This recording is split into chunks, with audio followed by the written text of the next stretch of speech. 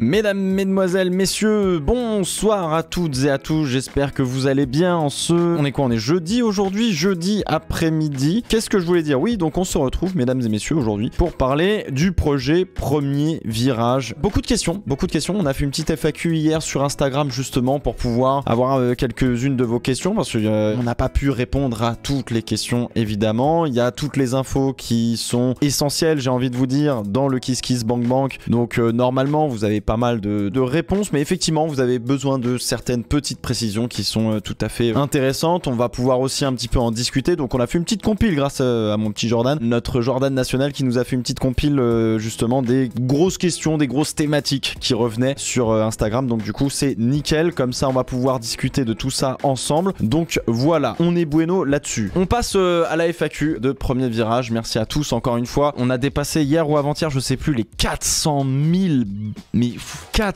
balles sur KissKissBankBank. Incroyable.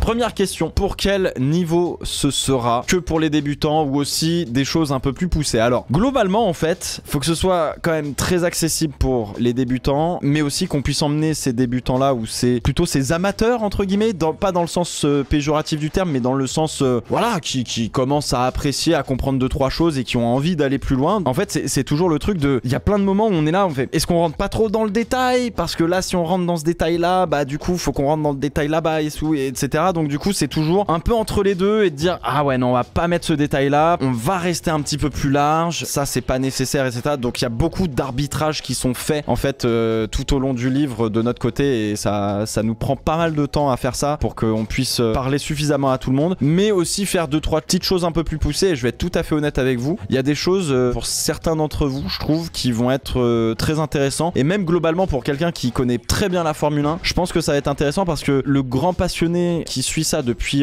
des années et des années et des années, ça va aussi peut-être quelque part lui permettre de réordonner les connaissances qu'il a. C'est de donner les clés de compréhension à tout le monde pour la découverte de la Formule 1, pour les connaissances, etc. Tous ceux qui suivent la F1 de près depuis des années vont quand même apprendre 2-3 petites choses, 2-3 petits détails et se dire ah ouais, effectivement, voilà, c'est fait à la fois pour les débutants, à la fois pour des personnes un peu plus confirmées.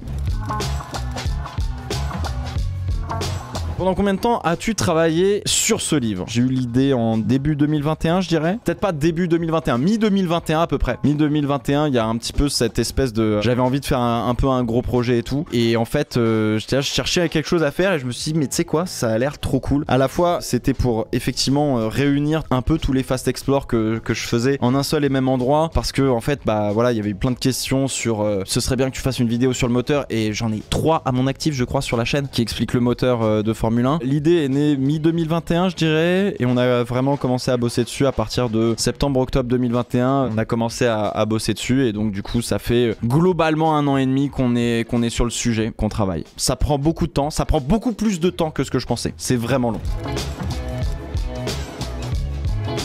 On a jusqu'à quand pour le commander? Jusque quand peut-on précommander le livre? Vous avez jusqu'au 9 avril, si vous voulez tout savoir. 9 avril, 23h59, fin de la campagne. Il vous reste donc un mois, tout simplement, pour précommander Premier Virage sur KissKissBankBank et donc choisir un des packs, au choix, bien évidemment, pour ceux qui seraient intéressés de l'avoir dans leur bibliothèque. Ah, est-ce que ce sera dispo avec le Pass Culture? C'est une très bonne question. On m'a dit que le Pass Culture pourra être utilisé si le livre sort en librairie. C'est tout. Là, on est sur un format de précommande, donc je suppose que le Pass Culture ne s'applique pas. Je suis désolé pour ceux qui ont justement le Pass Culture, mais c'est aussi, entre guillemets, l'inconvénient de pas passer par des canaux traditionnels pour la librairie, enfin pour les livres, etc. C'est que, bah, du coup, il y a peut-être des choses comme ça qui fonctionnent pas pour vous. Donc, est-ce que ce sera dispo sur le Pass Culture? Si dans 3 ou 4 ans, ça sort en librairie, oui. Autrement, non. Une édition vente livre, Fnac, librairie, est-ce que ce sera achetable ailleurs, etc. Pour le moment, le livre n'est dispo qu'en précommande. On n'a pas encore prévu de le sortir en librairie parce que bah, le projet n'était pas pensé comme ça. Il est vraiment pensé pour vous qui me suivez, etc. Qu'on puisse faire quelque chose tous ensemble. Ce livre ne sera pas dispo en librairie. Enfin, quoi qu'il arrive, le livre que vous allez recevoir ne sera jamais dispo en librairie. Si jamais on doit sortir le livre en librairie, ce sera pas tout à fait le même. En tout cas, la couverture sera pas la même. Il y aura quelques petites choses qui vont changer. Donc, le projet comme il est là aujourd'hui, il est que sur KissKissBankBank. On n'a pas prévu de le sortir en librairie pour le moment. On discutera avec des éditeurs s'il faut le sortir en librairie ou pas. Mais non, là pour le coup, c'est vraiment de vous à moi. On se fait un kiff d'écrire un livre, quoi. Est-ce que c'est possible de le recevoir au Portugal, en Belgique, en Suisse, etc., à l'étranger? On expédie partout dans le monde, sauf la Corée du Nord. Voilà.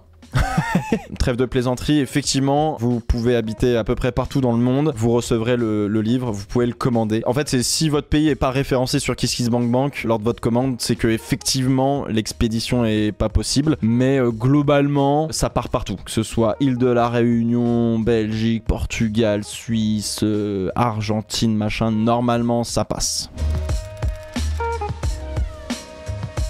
Comment c'est organisé à l'intérieur? Alors, je vais vous donner les chapitres. Il y a 10 chapitres. On a bossé sur le plan pendant beaucoup trop longtemps. Et le plan est beaucoup trop long. Mais il est hyper détaillé. Au sommaire, vous avez le b.a.-ba, vous avez les bases de la Formule 1. Quelque chose d'extrêmement simplifié. On a besoin de ça justement pour reposer les bases à la fois un petit peu du sport automobile, pour expliquer ce que c'est qu'une course automobile, pour expliquer comment ça se déroule un petit peu aussi en Formule 1. On va expliquer le déroulé d'un Grand Prix dans un deuxième chapitre. On va vous expliquer, là après, vous voyez, on rentre petit à petit dans le détail, tu vois, mais on a besoin de revenir vraiment aux grandes bases pour avoir tout le déroulé et que on ne jump pas d'un coup sec en disant alors un shakedown les potes, ça se passe comme ça.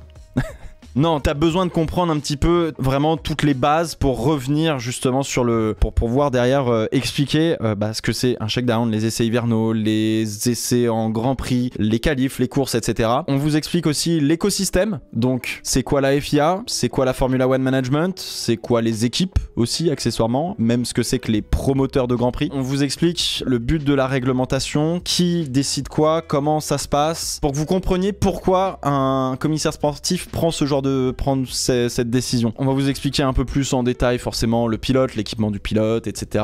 Forme physique un petit peu aussi du pilote, l'équipe autour du pilote. C'est tellement vaste qu'on peut pas rentrer dans le détail, donc forcément on va parler un petit peu des hommes et des femmes de l'ombre qui sont à l'usine. Donc voilà, on va vous parler évidemment de la voiture en elle-même, donc on va parler du moteur, on va vous parler de tout ce qui est châssis, train roulant, globalement de la mécanique. On va vous donner quelques clés de base de l'aérodynamisme. On va vous parler du circuit. Non, parce que oui, vous avez été nombreux aussi à me poser la question. Dans le livre, on parle pas de Max Verstappen, pas de Charles Leclerc, pas de Lewis Hamilton. On parle de la Formule 1, mais en tant que sport. Mais globalement, en fait, on va quasiment jamais citer d'équipe. Le motto de ce livre, c'est donne à quelqu'un un poisson, il se nourrira un jour. Apprends-lui à pêcher, il mangera jusqu'à la fin de ses jours. Voilà ce qu'on essaie de faire, ce qui est pas facile.